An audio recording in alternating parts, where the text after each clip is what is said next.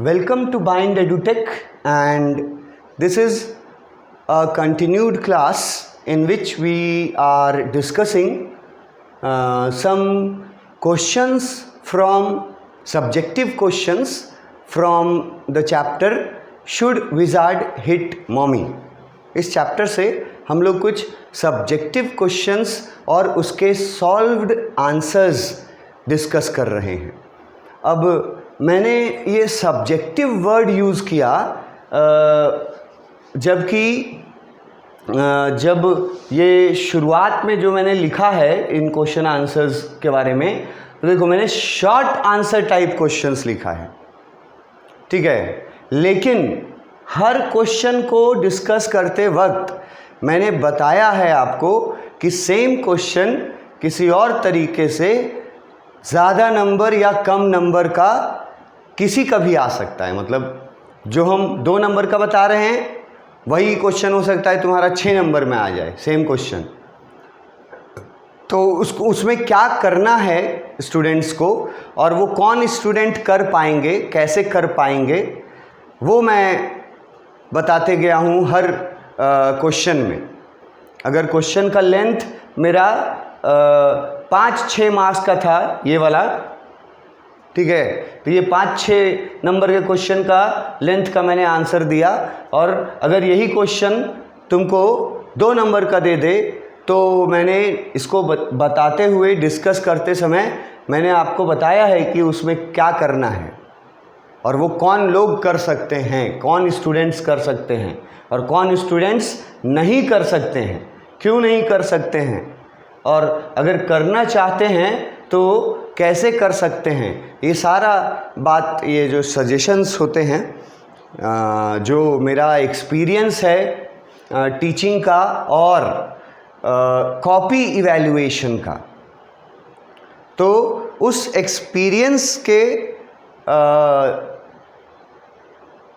Experience के दम पर हम आपको ये बातें बताते हैं कि एक टीचर जब कॉपी इवैल्यूएट करता है तो क्या क्या देखता है, ठीक है, किस किस चीज़ पे नंबर काटता है और किन किन चीज़ों में ढील देता है, छूट देता है, मतलब एक तरह से समझ लो डिस्काउंट देता है स्टूडेंट्स को।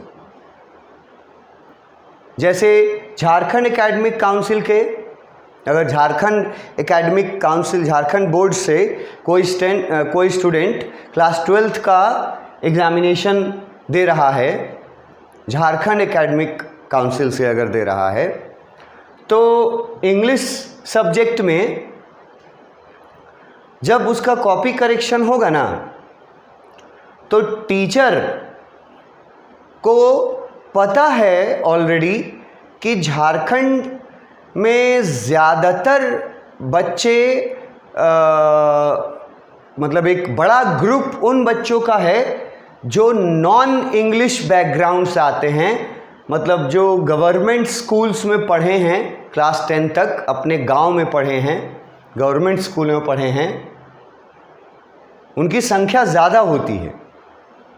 मतलब जिनका इंग्लिश का बैकग्राउंड जो है वो थोड़ा वीकर होता है, क्योंकि उन्होंने क्लास 1 से 10 तक सारे सब्जेक्ट्स वो हिंदी में पढ़े होते हैं और सिर्फ एक इंग्लिश ही वो इंग्लिश में पढ़े होते हैं।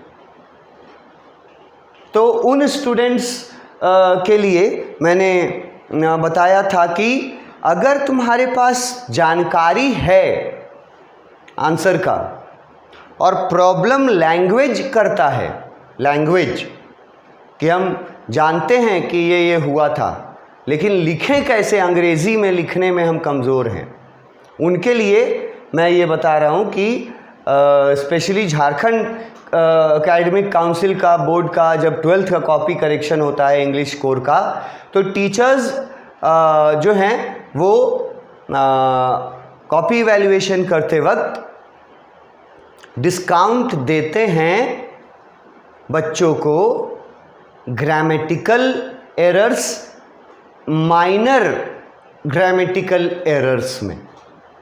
मतलब अगर छोटा एकदम ग्रामेटिकल एरर रहा तुम्हारे कोशिश में, मतलब कोशिश देखेंगे। सबसे पहले हम तुम्हारा कॉपी अगर देख रहे हैं, जांच कर रहे हैं, तो आंसर जो तुम लिखा है ना, जो भी लिखा है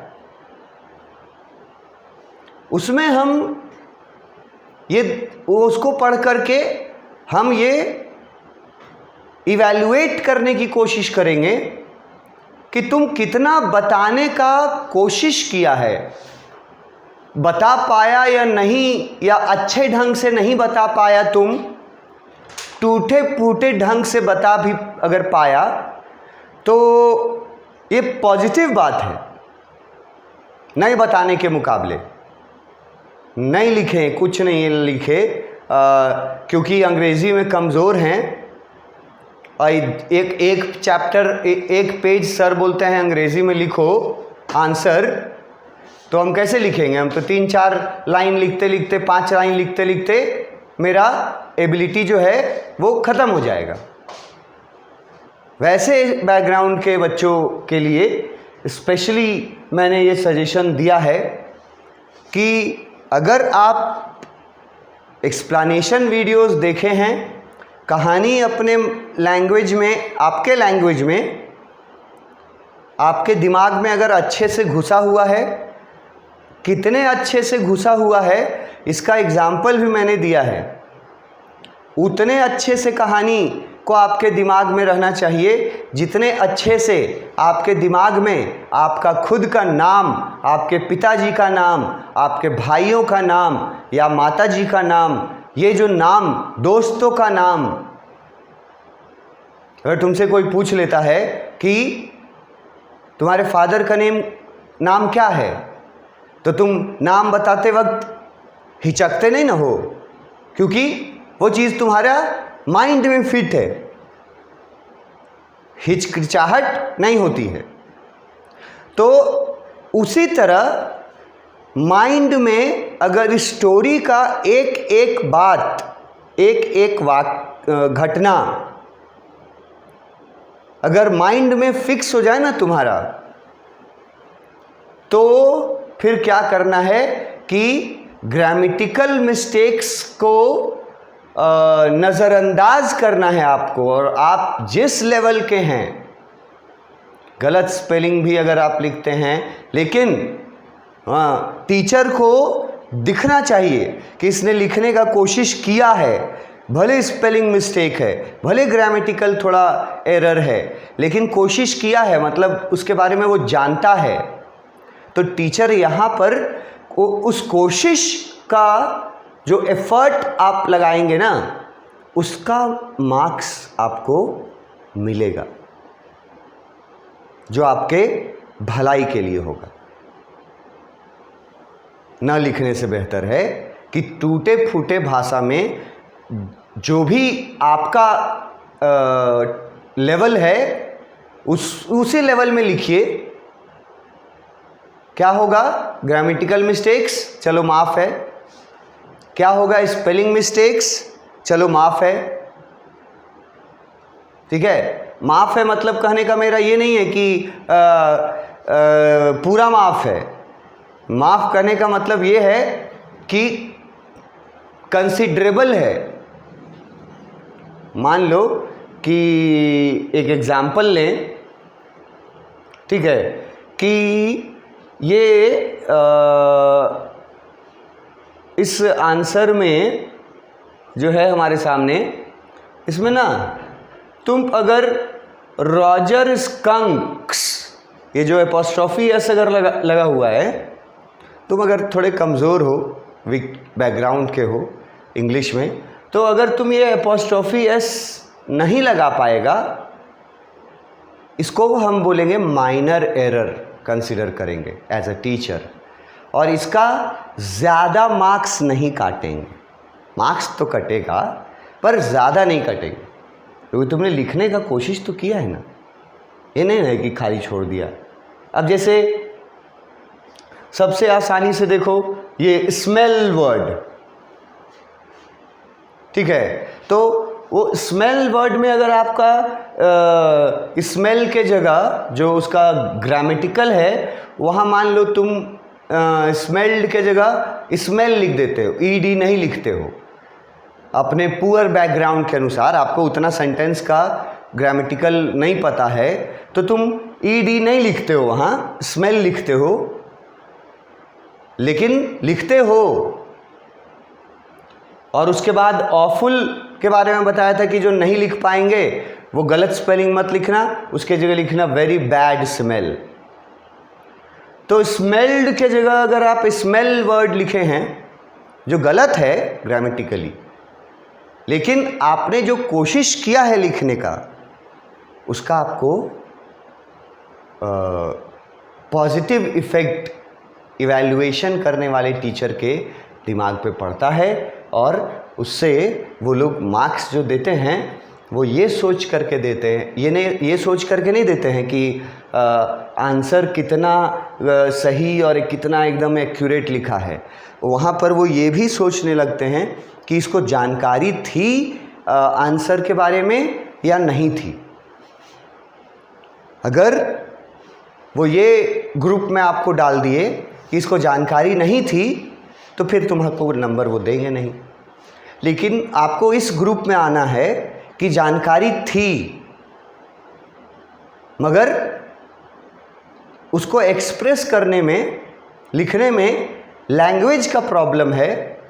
तो लिखा है मैंने मगर स्पेलिंग मिस्टेक्स और ग्रामेटिकल मिस्टेक्स के साथ, तो ये चीज़ कंसिडर करेंगे टीचर्स कि लिखा तो है ना एटलीस्ट, इसका मतलब ही हैज़ द इंफॉर्मेशन, इसका मतलब कि ही और she had gone through the text book.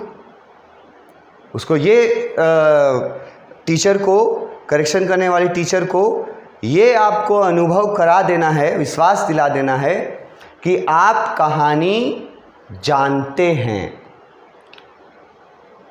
कमज़ोर जो बैकग्राउंड के स्टूडेंट्स हैं उनको, कि आप कहानी अच्छे से जानते हैं, लेकिन दिक्कत क्या है कि अपनी भाषा में आप जानते हैं और अंग्रेज़ी में उतने अच्छे तरीके से नहीं आप एक्सप्रेस कर पाते हैं। ये इस चीज़ का आपको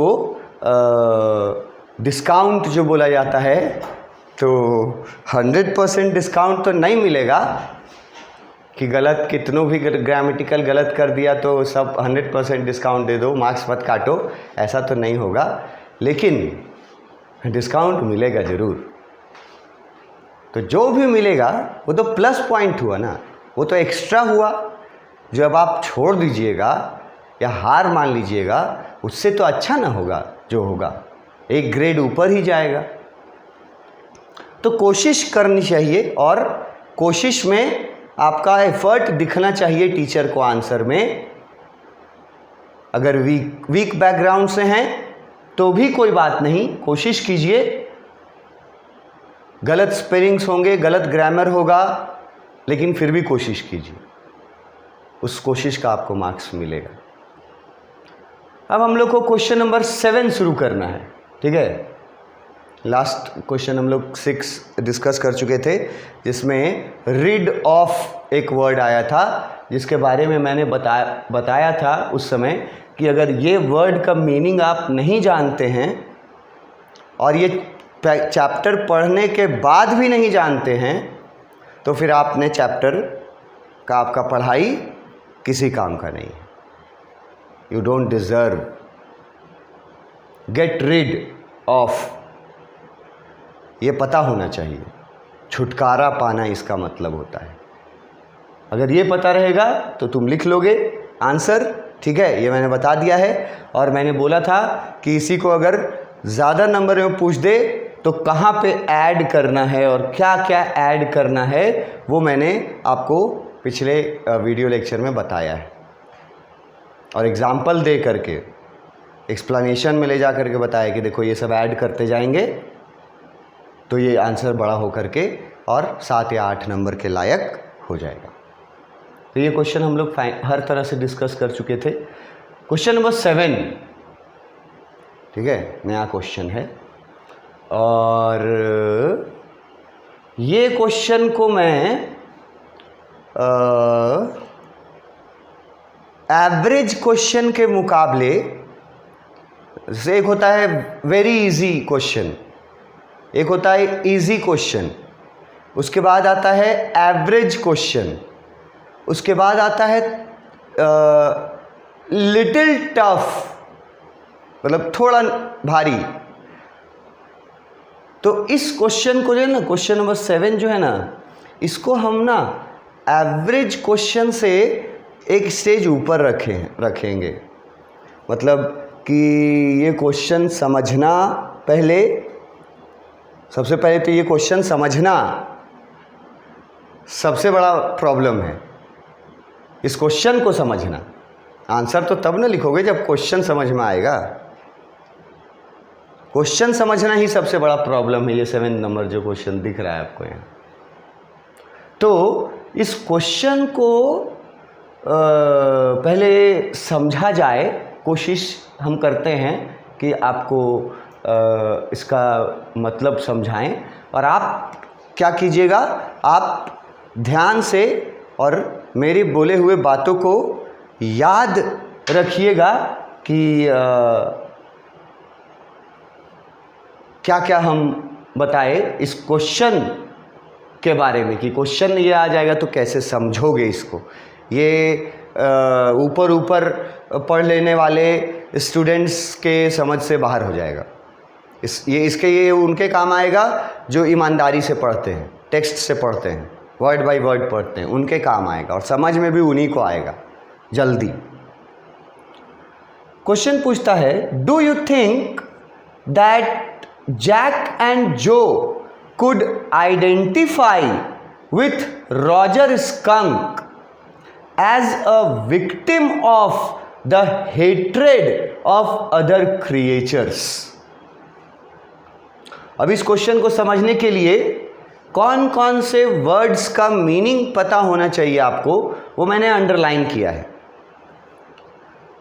ठीक है, ये देखो, विक्टिम अगर आप समझते हैं, विक्टिम वर्ड का मतलब, अगर आप हेट्रेड वर्ड का मतलब समझते हैं, अगर आप आइडेंटिफाई का मतलब समझते हैं, इंग्लिश में ये इन वर्ड्स का मीनिंग आप अगर समझते हैं, किसी भी भाषा में, हिंदी में भी अगर आप समझते हैं, तब आप क्वेश्चन समझ पाइएगा। पहली शर्त तो ये है। तो कुछ लोग तो जो इंग्लिश बैकग्राउंड के हैं वो लोग तो समझ जाएंगे, लेकिन जिनके लिए ये नया वर्ड है कोई भी तीनों में से, उनको मैं बता देता हूँ एक बार। ठीक है, कि यहाँ विक्टिम वर्ड से हम शुरू करेंगे। विक्टिम का मतलब होता है पीड़ित व्यक्ति। पीड़ित समझते हो हिंदी में? मतलब वो व्यक्ति जिस पर कोई अत्याचार किया गया हो,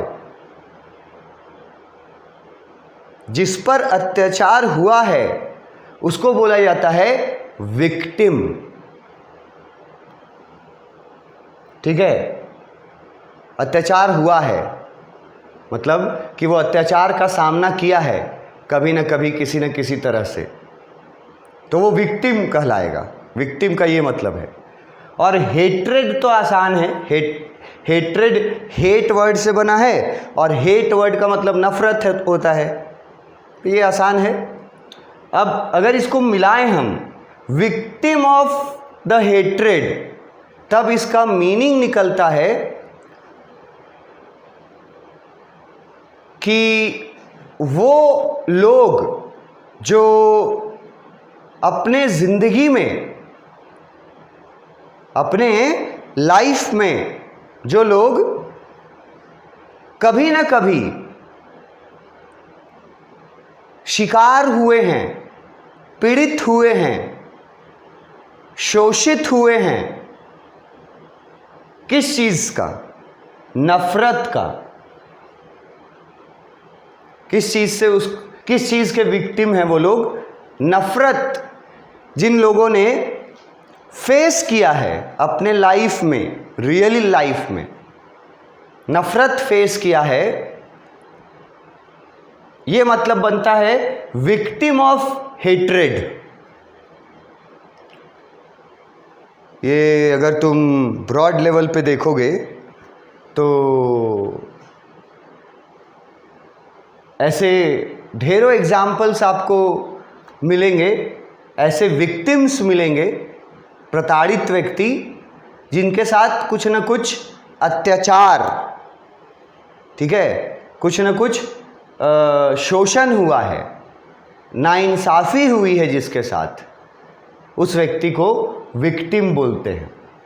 ठीक है, और यहाँ क्या नाइंसाफ़ी हुई है?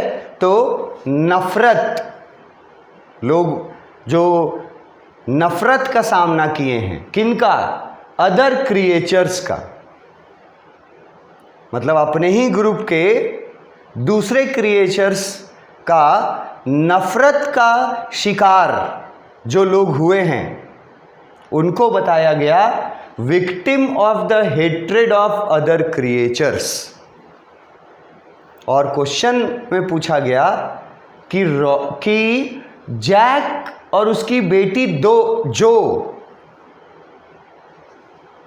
दोनों से क्या तुम इस चीज़ को आइडेंटिफाई कर सकते हो?